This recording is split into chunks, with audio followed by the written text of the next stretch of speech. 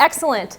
Well, thank you so much. I'm so happy to be here and talk about one of my favorite topics, which is supermassive black holes. But it gave me the opportunity to come up with this title, and I found this fantastic illustration which encompassed both ideas of the gas bag and the blowhard. So I was pretty happy about finding that. So I'm going to be talking mostly about black holes, and I just want to introduce you to black holes because I think about them all the time, but I know not everyone does. So what is a black hole exactly? Here are two pictures that sort of are kind of schematics. I mean, black, you know, black is involved. Hole, what does that really mean? You think something that falls into other things. So these are sort of the kind of pictures you find in the internet for a black hole. But I want to give you a different idea of what a black hole is, other than these sort of visual ones, which are perhaps not really helpful. So black holes are regions of space that are so dense that nothing can escape from them. And I think that's a really helpful way of thinking about a black hole, is that it's so dense that nothing can escape from them.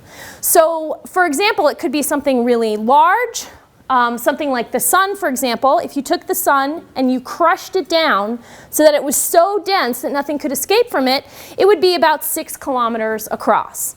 If you took something like the Earth and crushed it down and into a black hole, sorry, I forgot some of my demo materials. It would be about this big. It would be about the size of a peanut. So if the Earth were a black hole, it would be about the size of the peanut. If the sun were a black hole, it would be about the size of a mountain. Those are helpful ways of thinking about it. In terms of the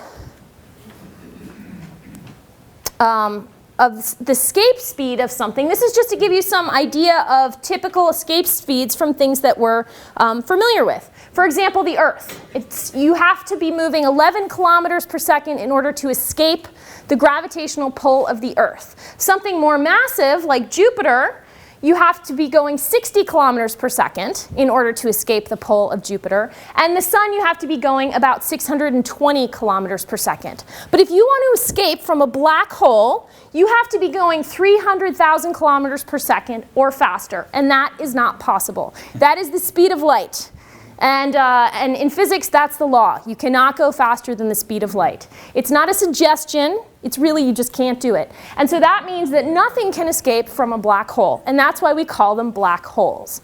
Black holes are really interesting objects because in some ways we can consider them, we can call them bald.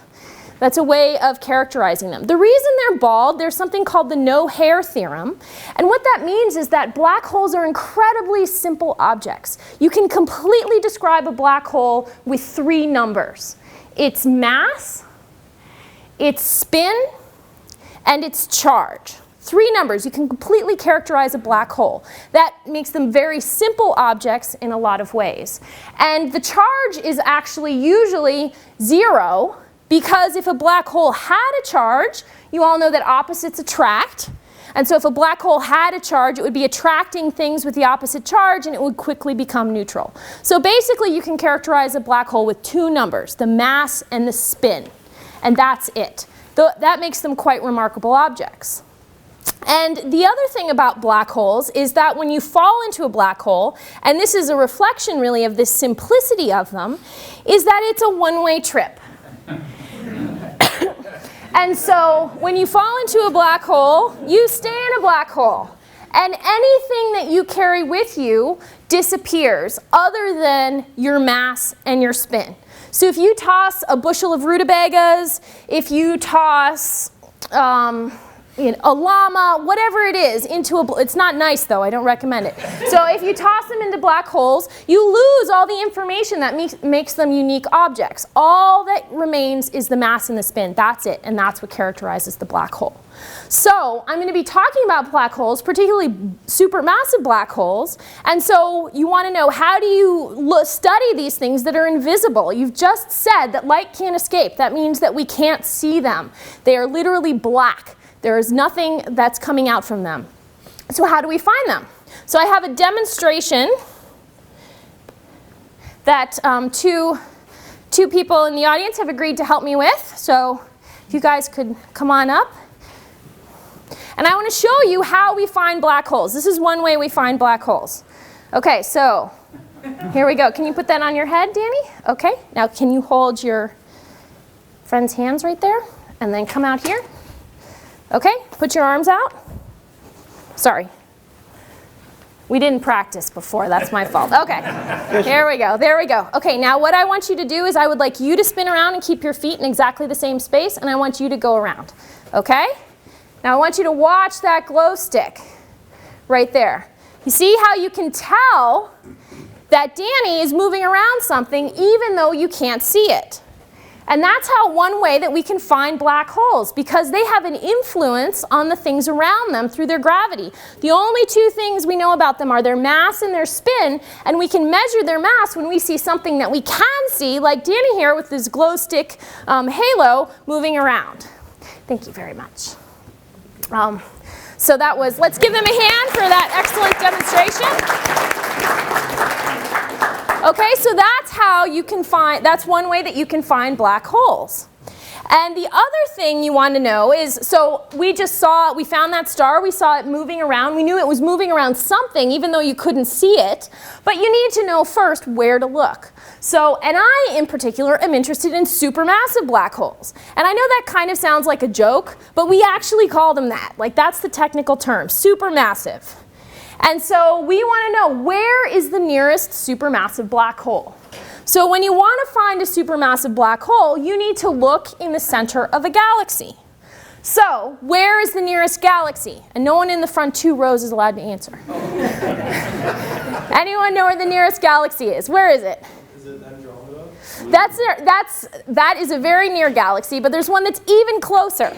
You're in it. The Milky Way, exactly. We're in the middle of it. Our galaxy, the Milky Way, is the nearest one. So if we want to find a supermassive black hole, the best thing to do is to look at the nearest galaxy. And the nearest galaxy is the Milky Way. And here's a picture of the Milky Way, the summer sky in the Milky Way. In London, Ontario, it's a little tricky to see if you're downtown in the summer, but I have some friends in the front row who can take you to some beautiful sites where you can see great views of the Milky Way in the summer, even not far away at all. So here's the Milky Way. This is our galaxy, and if you're looking in the summer sky, you might see something that looks like this.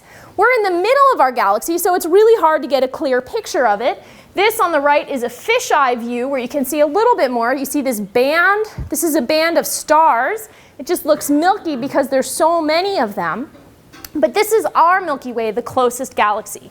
Now, we are right in the middle of our Milky Way, and so it's really hard to get a picture of it. But if we could zoom up and out of the plane of our Milky Way and look down on it, it would look something like this. So this is called a spiral galaxy. It's made up of billions and billions of stars. And in our own Milky Way galaxy, we're somewhere around here, about 2/3 of the way out into the disk. And we want to look at the supermassive black hole in our galaxy. And the supermassive black hole, as its name implies, is really heavy. And so heavy things tend to sink to the center. And our supermassive black hole is in the center of this galaxy, of our galaxy, right here. So if we want to study our supermassive black hole, we have to look towards the center of our galaxy. And the center of our galaxy, in this images I showed you before, the center of our galaxy, you can see all this black stuff right here. That black stuff is actually dust in our galaxy that blocks our view. And so it's really hard to see towards the center of our galaxy because there's all that dust in there. And you can also see these black stripes here. That's also dust. It's just blocking the stars that are underneath it. So if we want to look in the center of our galaxy, we have to go and look with light that allows us to penetrate through that dust. And so what astronomers use is infrared light, which is exactly what firefighters use, for example. If they go into a burning building that's full of smoke, they use infrared goggles in order to find people which are nice and bright in the infrared, and those infrared rays can penetrate through all that smoke. And so they can see it. So if we do that and look towards the center of our galaxy, we can look at the stars in the center of our galaxy. And this is a picture. These aren't the actual stars, but this shows all of their positions. And what I'm going to do is show you a time lapse. So this starts in 1995. And this is where all the stars were in 1995. And they have really interesting names like SO16 and SO3 and SO1. But what I want you to do is pay attention to some of these stars up here. And what you can do is you can see what these stars do. So they're going to get started for a second, and this is the time going forward, and you can see those stars moving around, and these are the orbits that they're tracing. So even though there's nothing apparently right here, this is the very center of our galaxy, you can see those stars zooming around, and they're telling us that there's a black hole right there. And that's the black hole in the center of our galaxy. And it's supermassive. And when we say supermassive, in astronomer speak, we mean about 4 million times the mass of the sun. But I'm a bit of a snob, and actually I don't really think that's very massive. Until you get to about 100 million times the mass of the sun, then we're talking supermassive. This one's kind of sad. It's also sort of boring, like it's not really doing anything, it's just sitting there. And there's stars zooming around, which is pretty neat. This one in particular, you can see this one, SO16. I'll play it one more time. I want you to watch that one. And you can see how, watch SO16 right there. Watch it go in, and then you can see it zooms right out. And that's when it gets really, really close to the black hole, and then it's feeling the effects of that gravity when it gets really close, and it gets flung out like a slingshot. So we know there's a supermassive black hole in the center of our galaxy. And that supermassive black hole weighs about 4 million times the mass of our sun. And again, it's supermassive, but not really supermassive, and it's not doing very much. It's totally just kind of hanging out, harassing all the stars in the neighborhood. So, but how do you make something like that? How do you make a supermassive black hole? This is a kind of a picture of how we think we grow supermassive black holes. There's a supermassive black hole in the center right here, and it's black. You cannot see it. But when supermassive black holes are growing, there is gas around them that's being pulled in by the force of gravity. And as it's being pulled in, it swirls around like a whirlpool. And it's spiraling into the black hole. And as it does, it gets heated up. It heats up from all that gas sort of rubbing against each other. It heats up and it spirals in just like a whirlpool. And it gets hotter and hotter and more luminous, brighter and brighter. And so we can actually see these whirlpools of gas. We call them accretion disks. And that's how supermassive black holes grow, through these accretion disks. And these are among the most luminous things in the universe. The brightest things in the universe are these growing supermassive black holes. And we call them quasars. Not just a TV. It's also a growing supermassive black hole. And they are among the most luminous things in the universe. Also, one thing about growing a supermassive black hole, it is the most efficient way of releasing energy that we know about.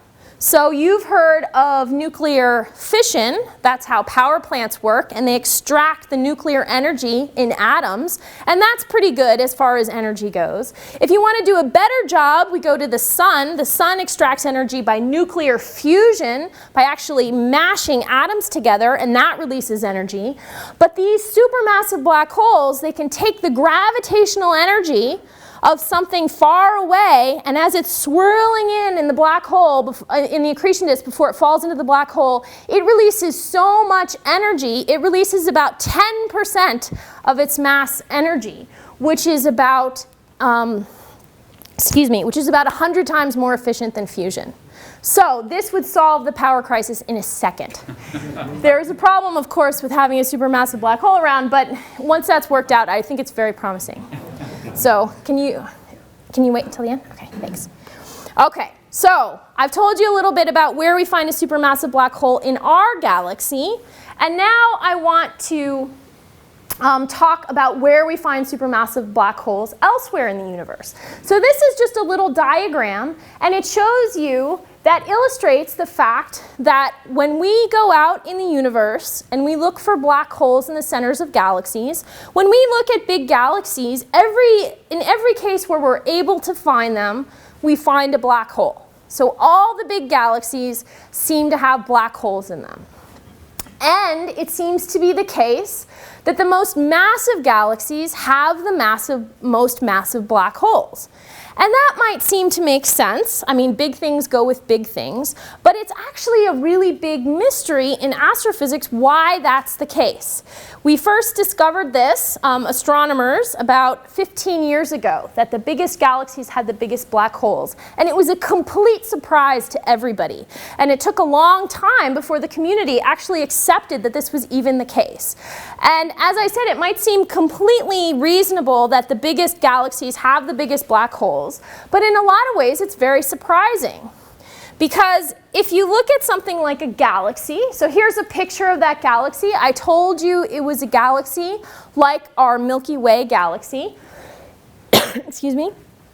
And we zoom into the center of it and we look at an accretion disk for a black hole. It's really surprising that these things are related at all. Because a black hole, though it may be supermassive, is actually really small physically, in terms of a physical scale, compared to a galaxy. So just to give you some idea of some different size scales, the size between the Earth and the Sun is about 8 light minutes. That means it takes 8 minutes for light to go from the Sun and reach the Earth. If we go to the outer solar system, we get to size scales of about a few light hours. So that means it takes hours for light to reach the Sun and go out into the outer solar system. And if we go way out into the, if we talk about the distance between our Sun and the next star, we talk about a few light years, something like that, just to give you some size scales for things in the universe, things in our local area. But a galaxy is a really, really big thing. So a galaxy from end to end is about 100,000 light years across. So that means it takes 100,000 years for light to go from one end of the galaxy to the other end of the galaxy. And it only takes a few light years for light to go from one end of the system that's feeding this black hole to the other end of the system that's feeding the black hole. The black hole itself, even a supermassive black hole, is only a few light minutes across. So even a supermassive black hole that weighs between 1 million and 1 billion times the mass of our Sun is only a few light minutes across, but the whole system that's involved in feeding it is a few light years across. But this is really, really tiny compared to this big galaxy. And even the mass of this supermassive black hole is a very small fraction of the mass of this galaxy. So it's actually a little bit of a mystery about why this galaxy has any idea how big its supermassive black hole is, because it's so much bigger than it. It's like if the size of a flea on a dog was scaled with the size of the dog. I mean, that just wouldn't make any sense, why those two things would be related. And those could be some scary fleas on Newfoundlands and things like that. So, excuse me. So this is a question, this is a mystery, this is an actual current mystery in astrophysics that we're really trying to figure out. So we want to get a handle on how these things might be related, how these little black holes could be affecting their big host galaxies, or it could be the other way around. How is the galaxy affecting the black hole? So let's look at where the biggest galaxies are. Remember, the biggest galaxies have the biggest black holes. And these big galaxies live in places like this. So this, you might think, perhaps especially from the back, that this is just a field of stars. But actually, this is an image of what's called a cluster of galaxies. And every one of these little smudges right here, especially the orangey ones, are galaxies in this big cluster of galaxies. And this cluster of galaxies, typically clusters have thousands of galaxies in an area, in a very small area. And so if you look at the biggest galaxies in a cluster, they tend to be in the center. This one right here.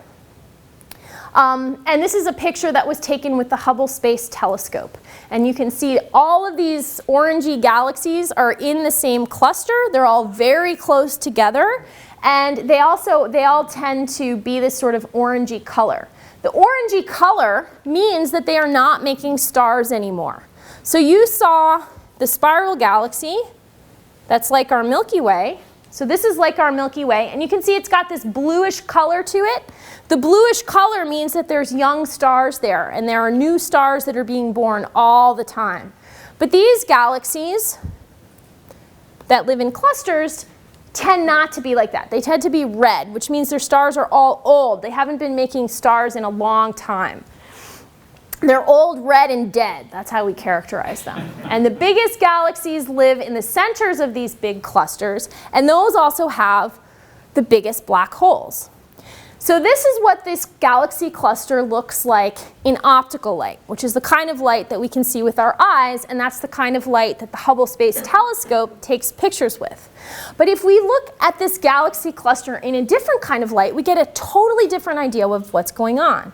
So this is a picture, and you have that Hubble Space Telescope picture on top, and then you can see there's this sort of purplish glow here.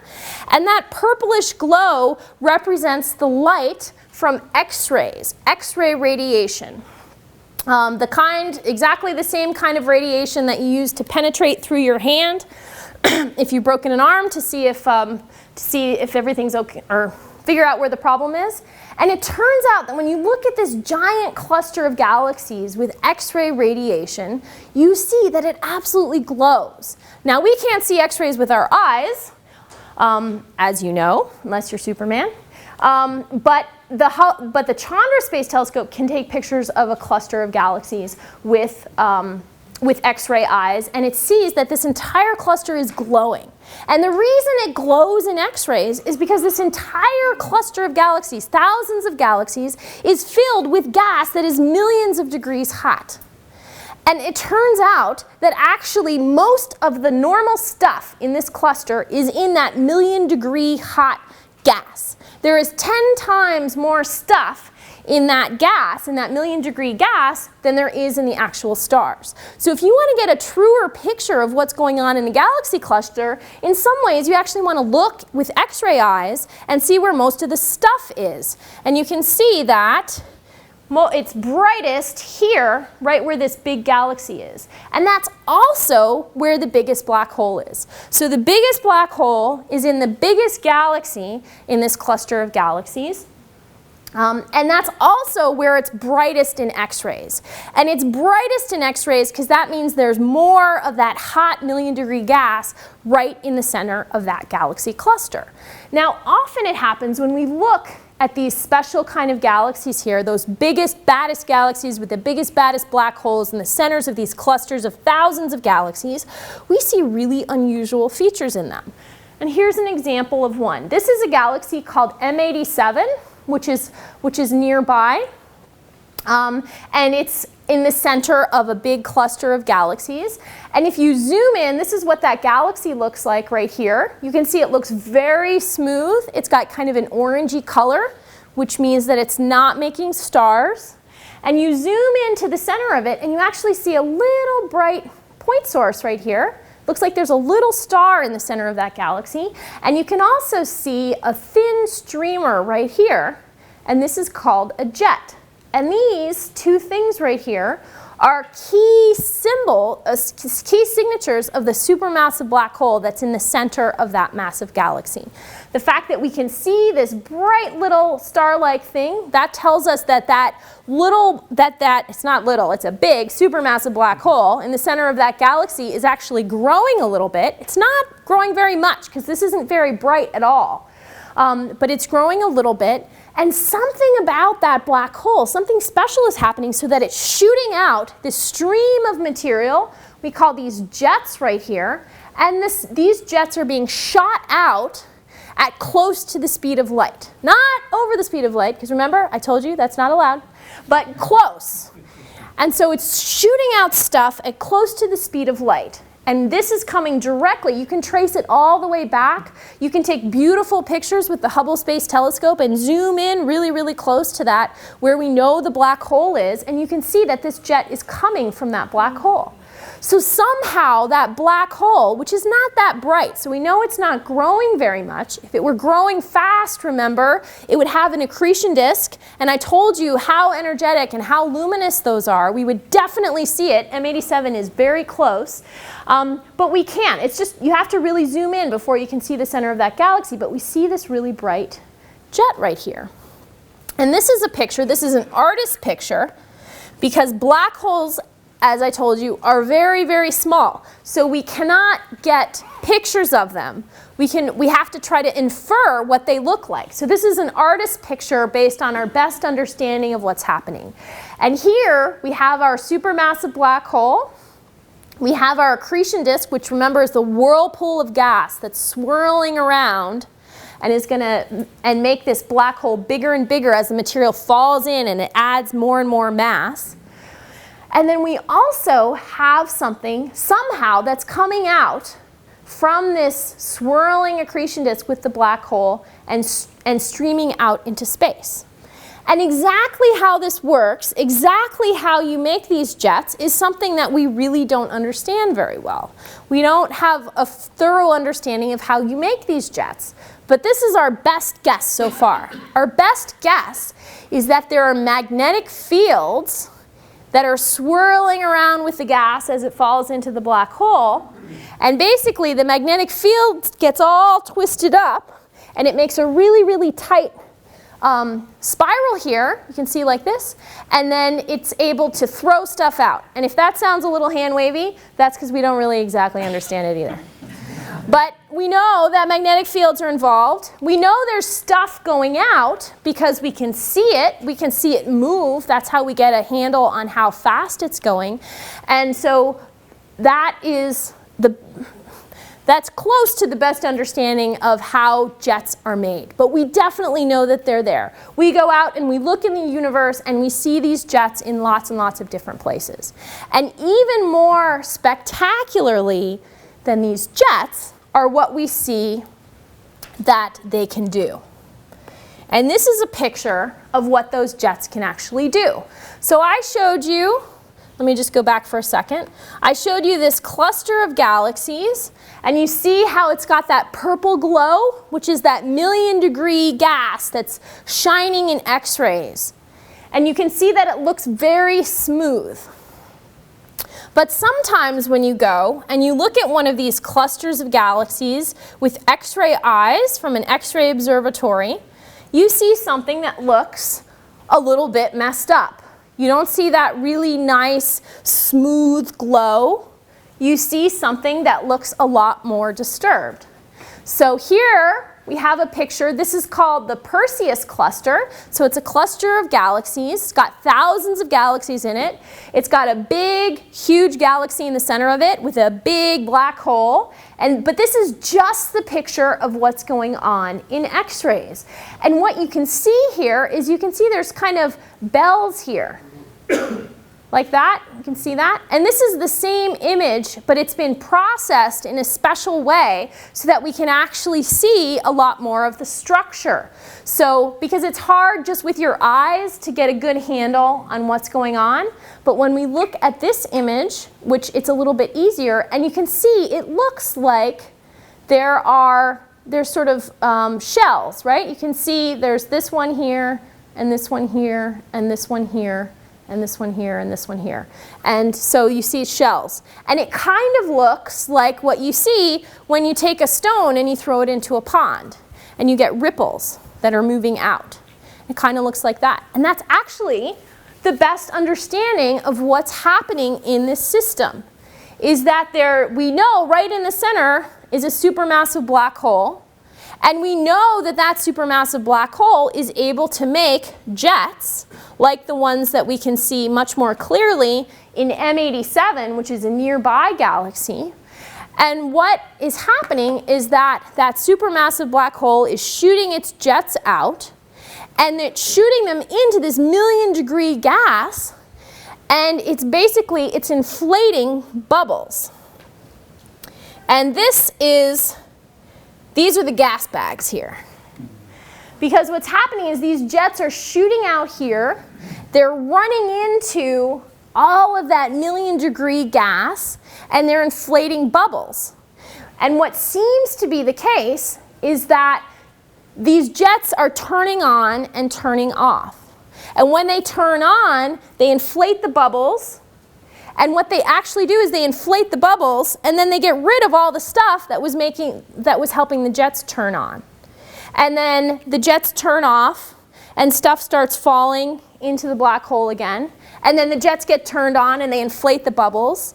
And what happens is the bubbles, as they're inflated, are buoyant, and so they go out into the million-degree gas in the cluster. And so you get these rings right here, and these are actually very analogous to the ripples that you see in a pond, excuse me, which are these ripples in this million-degree gas of these bubbles going out. And we can actually get a handle on how often that black hole is growing, what the cycle is from when it's turning on and turning off by looking at the separation between these ripples. So this is an example of a black hole and how it can directly affect the place where it lives. And what's amazing about this is, remember, the black hole is really tiny. The black hole itself is about the size of our solar system. And I told you that individual galaxies were about 100,000 light years across. So you can see that this is a collection of thousands of galaxies. Each one of those galaxies is about 100,000 light years across. And you can see how far apart they are. And so going from end to end of something like a galaxy cluster, light takes about 1 million years to get from one end to the other of something like a galaxy cluster. So something that is the size of our solar system, that's the black hole, is influencing things that are 1 million times, more than 1 million times larger. And this is the way that we think that it's actually doing it, is by these jets, which are turning on when there's an accretion disk around this black hole. They're shooting into this million-degree gas. They're inflating these big bubbles, and then what happens is it turns off the accretion disk because it's gotten rid of all the stuff that was feeding it, and then eventually things calm down, they start feeding back in again, you turn your jet on again, and it shoots out. And so you get something that looks like this. And this is a picture of an actual cluster that's been studied really, really heavily.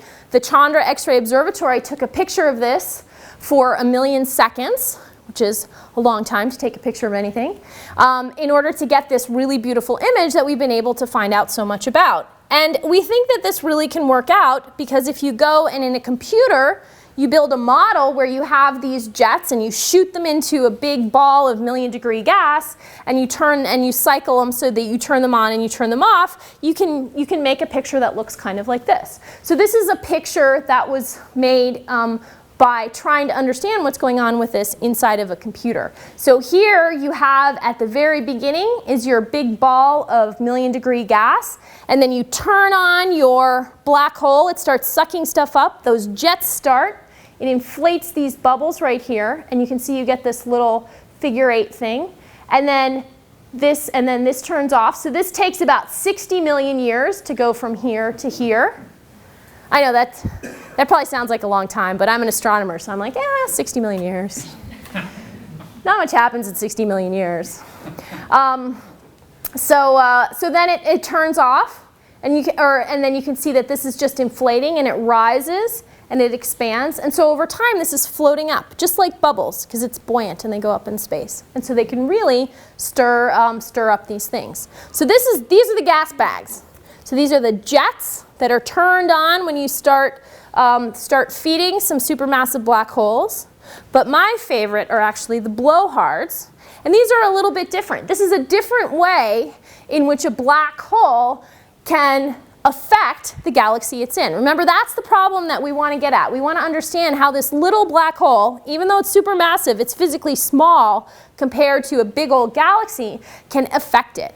And so another way that you can send stuff out from a black hole is by something called winds. So here again is our black hole. Here's our accretion disk. And what you can also get is you can get winds that are blown off of the accretion disk. So I told you that accretion disks generate a huge amount of light. If you have one of these black holes in the center of a distant galaxy and it's growing very efficiently, it can outshine the billions of stars in its galaxy by 1,000 times. So something the size of our solar system can be 1,000 times brighter than all of the stars that live in that galaxy. So that light is so powerful that it can actually blow stuff off, literally. The light is so strong that it can blow stuff out. And I like to use the analogy when I'm talking about this of the Cookie Monster, because, and this doesn't work for, I think you had to have hit a sweet spot in Cookie Monster history in order for this analogy to totally work. But, so Cookie Monster really likes cookies, right? And will eat lots and lots and lots of cookies. But Cookie Monster is a really messy eater. And so I would say only maybe about 2/3 of the cookies actually wind up being eaten by Cookie Monster. And the rest just go all over the place. And these supermassive black holes are exactly the same. So you think a black hole would just suck absolutely everything nearby into it. But that's not how it works, because a lot of the stuff gets organized in this nice disk, and then it just flows in here. But the light that it generates is so powerful that it can send gas screaming out into space. And it goes screaming out into space at tens of thousands of kilometers per second. So incredibly, incredibly fast. And we know that this type of thing actually works because we see it in our own solar wind. So this is a video from one of the solar telescopes. This is an artist's impression, but it shows you what's going on in our actual sun. Now, our sun has a solar wind. It's actually sending particles from the surface of the sun out into the solar system. And you may know that when those particles hit the Earth, we get the aurora in the northern and southern hemispheres. And so it's the light from the sun actually is sending those particles out into the solar system, because the light is powerful enough to send those particles out. The solar wind, though, as far as these things go, is not very powerful at all. And the sun is maybe sending out a really small fraction of the amount of stuff that's in the sun into the solar system every year. But these supermassive black holes, we think that they're actually basically pretty inefficient in terms of eating. And so they eat maybe about the amount of stuff that's in the sun every year. That's what you need in order to power something that is 1,000 times more luminous than its host galaxy. And they're probably sending out about that much stuff as well. And that has a huge effect on its host galaxy, on the galaxy that it lives in. And what appears to be the case is that you have that supermassive black hole in the center of that very distant galaxy. It's sending this wind out into the galaxy. And remember, it's sending out about the amount of stuff that's in the sun every year. It's doing this for about 100 million years. And it's traveling at 20,000, 30,000 kilometers per second, which it's not the speed of light, but it's really fast. And so that is a huge amount of energy. And even though this thing is so small, it's sending so much stuff out so fast into its host galaxy that we think it can literally blow out the entire galaxy and get rid of all the stuff that you need in order to make stars. And that is one way that these black holes can actually affect their host galaxies. And it kind of acts like a rheostat. So when you have gas that's coming in, it's powering its black hole, it's growing, it gets really, really bright, it blows all the gas out, and then again, it might be that after a long enough time, things settle down again, things can come in, you can turn on your black hole again, and then it blows out the galaxy again. So this is a really direct way in which a growing black hole might be able to affect its host galaxy. Even though the galaxy is the black hole is so small, both in its physical size and also the weight of it compared to its galaxy. So this is another way in which this can happen. So we think that this can work, and that it might actually be able to turn something that looks like this, which is a spiral galaxy like our Milky Way. Remember, I told you that the blue here means that we're actively making stars. So we have the stuff, you need gas to make stars. We have gas in the Milky Way, and we have stars, you can tell by the blue, because they're nice and blue. You might be able to turn a galaxy that looks like this into a galaxy that looks like this through the action of its black hole. which is pretty amazing considering, again, how physically small the black holes are and that they're such a small fraction of the mass of the entire host galaxy. So I am coming to the end of my tour of Gasbags and blowhards, supermassive black holes in the universe.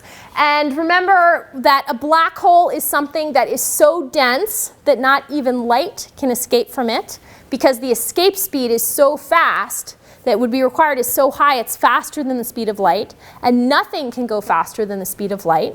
We grow these black holes, the supermassive ones, which are 1 million to 1 billion times the mass of our sun, through accretion disks when gas is coming in and swirling around and coming into the black hole.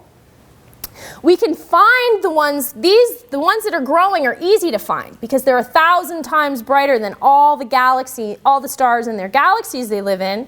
But if we want to find black holes that aren't growing, we can be sneaky about it and look for the objects, such as stars, around them and watch their motions and figure out how big the black hole, if there's a black hole there, and how massive it is.